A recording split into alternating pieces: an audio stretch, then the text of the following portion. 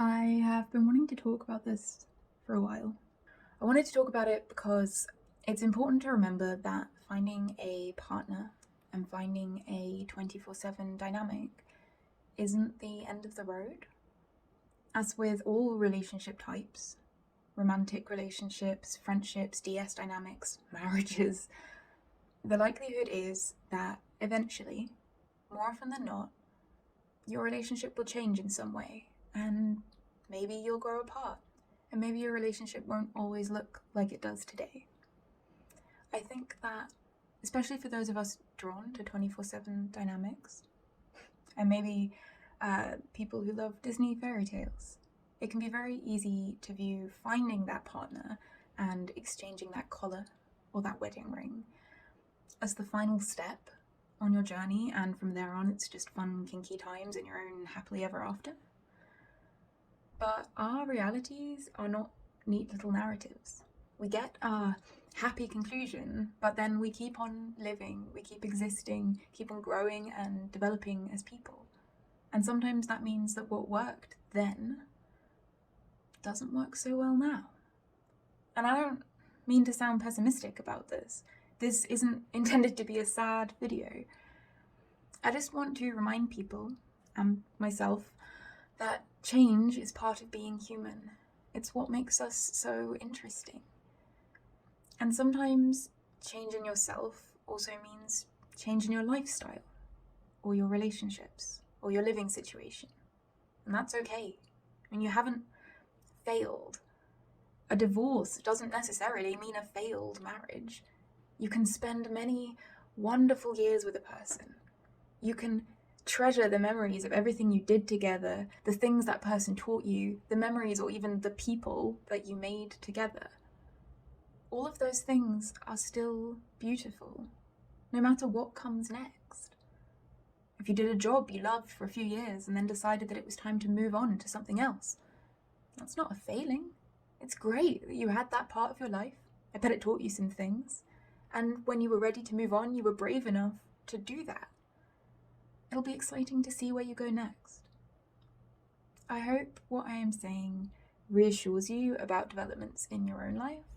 But of course, the main reason that I am prefacing with all this right here and now is to reassure myself too. So, time for my big life news, I guess. Last year, my owner and I decided to step back from our 24/7 DS dynamic to a more casual, switchy arrangement.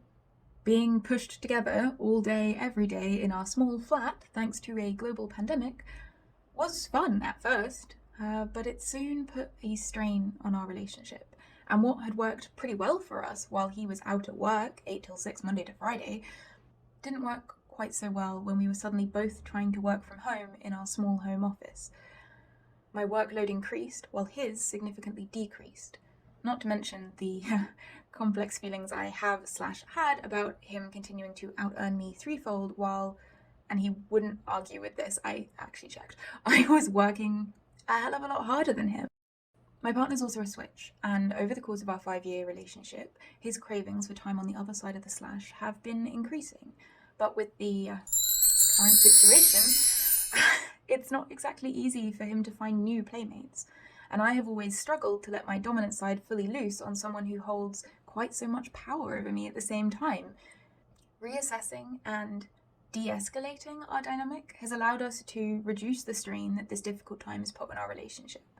It also allowed us to start over trying to problem solve the more practical issues in our relationship from a position of equals, which is vital for effective communication.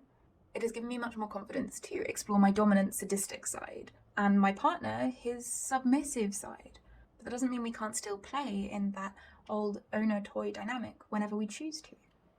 Some of you may know that we had been looking to move home. The plan had been to move to a much cheaper area, further from London, and so be able to have dedicated private workspaces for each of us and a dedicated playroom. We were both really excited about the prospect, and were desperately looking forward to having more space in the house, fewer neighbours, and perhaps even the kind of permanence that buying a fixer-upper and crafting it into your perfect home could provide. We even got as far as putting an offer in on a house and packing up most of our stuff. However, reality hit, and we realised that what had seemed like reasonable compromises when we first made these plans were growing more and more daunting. My partner would have to find a new job more locally, and no way of knowing how hard that would be, but certainly not easy, or face an unreasonably long commute. While I feared that I was taking on an overly ambitious house project, which I would be wed to for years as I tried to craft a home that could meet both of our needs and our budget. Although my partner's job was the official reason for us stepping back from the move, after some thought, I began to feel like perhaps that was best for me too. Heteronormative standards are so ingrained even in our poly kinky queer relationship that I still found myself falling into those same defaults of assuming that I and my longest term partner would buy a house together, have a little white picket fence, and essentially role play as a traditional nice married couple. But did I actually want that? Buying this house would be making a commitment to that life, and now I was really doubting that that was the right thing to do. Not least because my partner and I have very different ideas of our ideal home. Mine is slightly vintagey, cozy but minimalist, as eco-friendly as possible, and with nothing that isn't either beautiful or sufficiently useful. Ideally with at least one other person there who shares those same home goals and does an equal share of the work to make that happen. His home goals are modern and practical, with lots of stuff, lots of gadgets, drawers everywhere, filled with different odds and sods, past projects on display, and preferably work areas for each of his hobbies, with all the relevant stuff laid out ready for him whenever he might want to use it. If I insisted that we follow through with moving together, one, or more likely both of us, would have had to compromise quite heavily, as we already have been doing in our current flat, and it has been a constant source of tension for us. I eventually came to the conclusion that our ideal homes are just too far apart from one another, and I'm not sure it's possible, within our means, for us to meet both of our needs in that area simultaneously. So I moved out. And I moved out because I love him.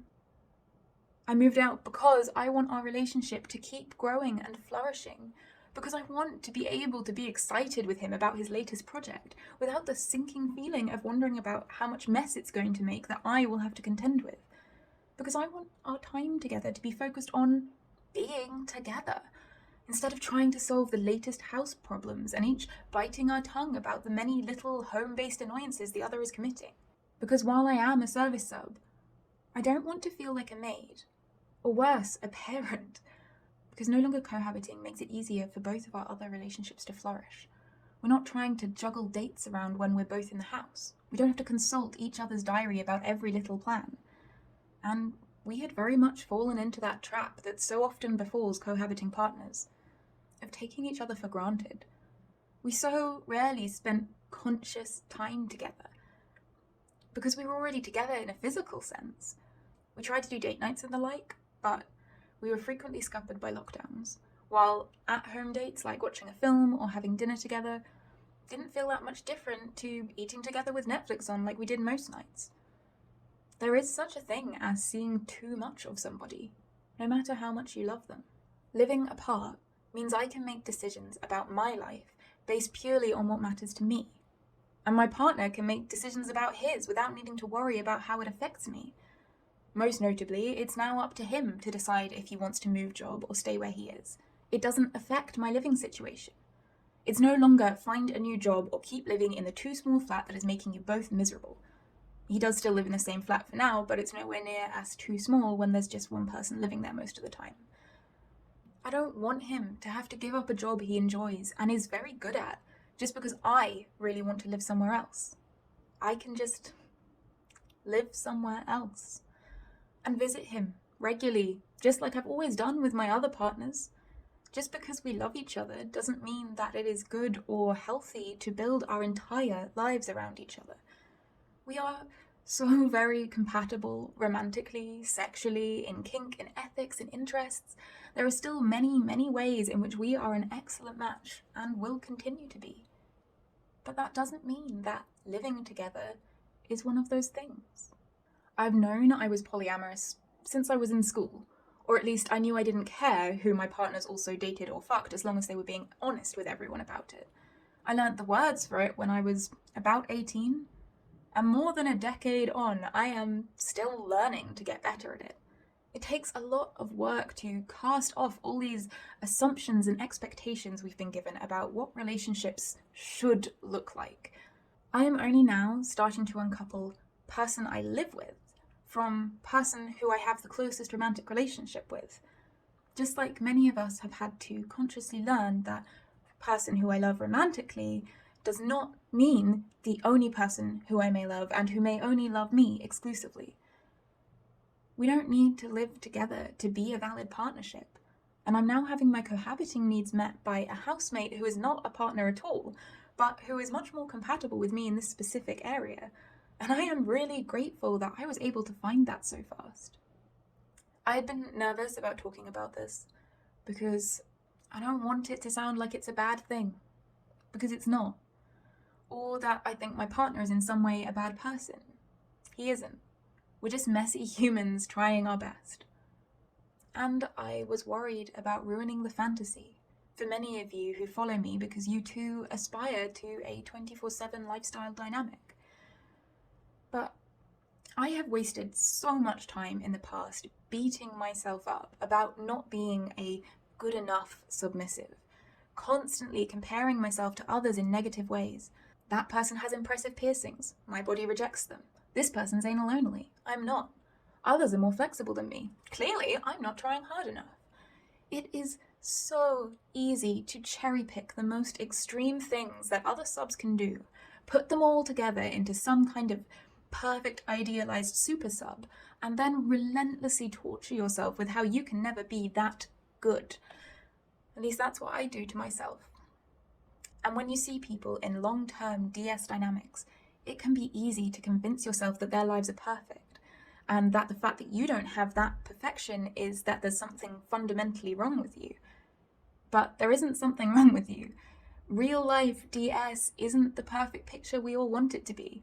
It gets messy. Sometimes people get hurt. Sometimes people want different things.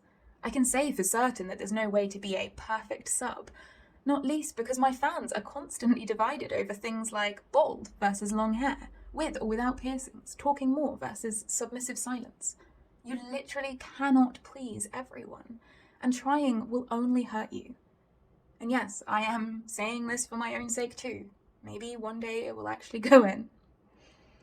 I don't want to be an example of lifestyle DS that other people use to beat themselves up with.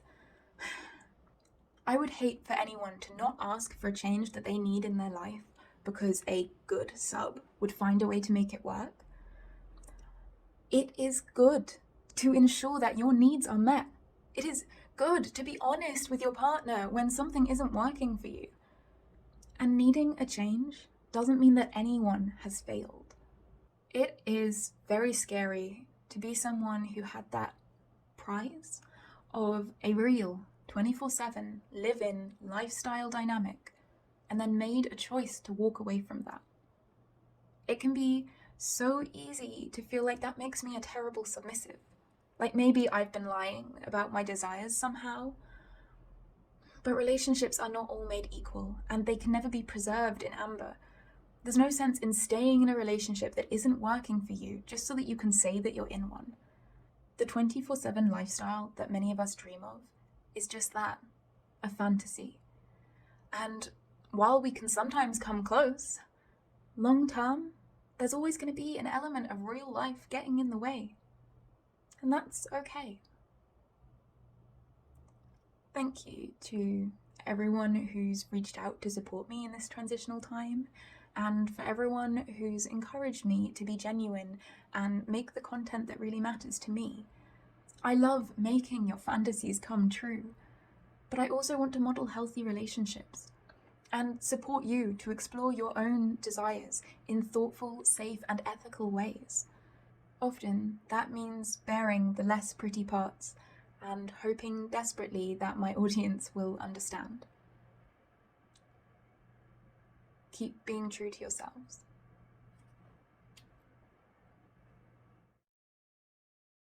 Wow, I drafted this in 2021 and it's 2022 now. Shit. Earlier last year.